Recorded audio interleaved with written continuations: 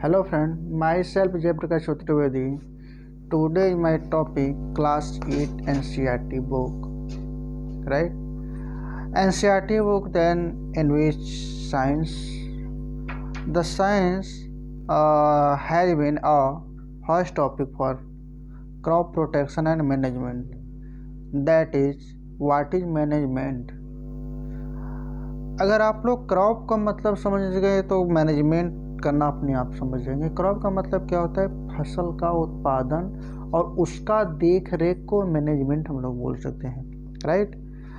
This all crop involve and this agriculture part now can see you R see this labelling field. जैसे कि आप लोग देख सकते हैं कि आप लोग के पास भी बहुत सारा खेत होगा। खेत में हम लोग सबसे पहले क्या करते हैं? क्रॉपिंग करने के लिए सबसे पहले खेत में लेवलिंग करते हैं। Levelling this Hindi meaning for water supply in field. Water supply in field, right? अब वाटर का सप्लाई का मतलब होता है कि खेत में हम लोग पानी को पटा देते हैं। That's first of all. अगर क्रॉप, फिर उसके बाद हम लोग कौन सा क्रॉप लगाएंगे अपने समय को देखकर। जैसे आप लोग कोई क्रॉप लगा रहे हैं तो क्रॉप के अंदर क्या सीजन है, जैसे रबी का सीजन है कि खरीफ का सीजन है कि जायद का सीजन है, उस हिसाब से आप लोग करते हैं क्या? क्रॉप का चुनाव, राइट?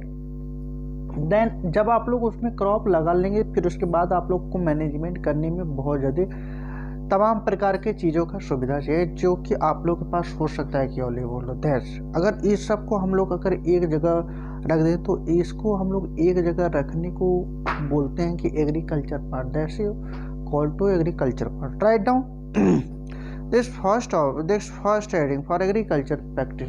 अब एग्रीकल्चर का जब से आप लोग को ज्ञान नहीं होगा तब से आप लोग किसी भी क्रॉप को मैनेजमेंट नहीं कर सकते, क्योंकि that topic is agriculture part, right? Then in which crop protection.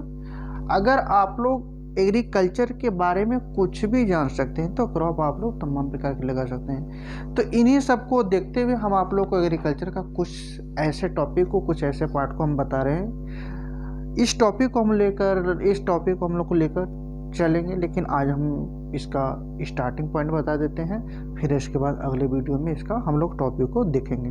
That you are can see this now agriculture. अब एग्रीकल्चर से संबंधित बहुत सारे सुविधा को आप लोग क्या करते हैं, देखते हैं। जैसे अगर आप लोग खेत में हैं तो खेत में अगर फसल लगाना है तो सबसे पहले हम लोग क्या करते हैं? या तो उसको देसी हल से खेत को जुतवा देते हैं या तो रोटावेटर से जुतवा देते हैं। डिस्प्लॉइंग रोटावेटर हल या देसी हल।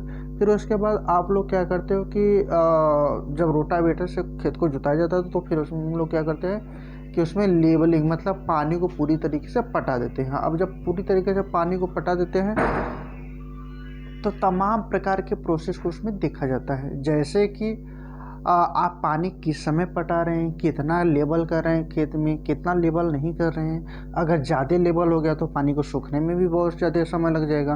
कम लेवलिंग है तो कम पानी सूखने में समय लगेगा। और अगर मेंटेन में है तो हम लोग क्या करते हैं?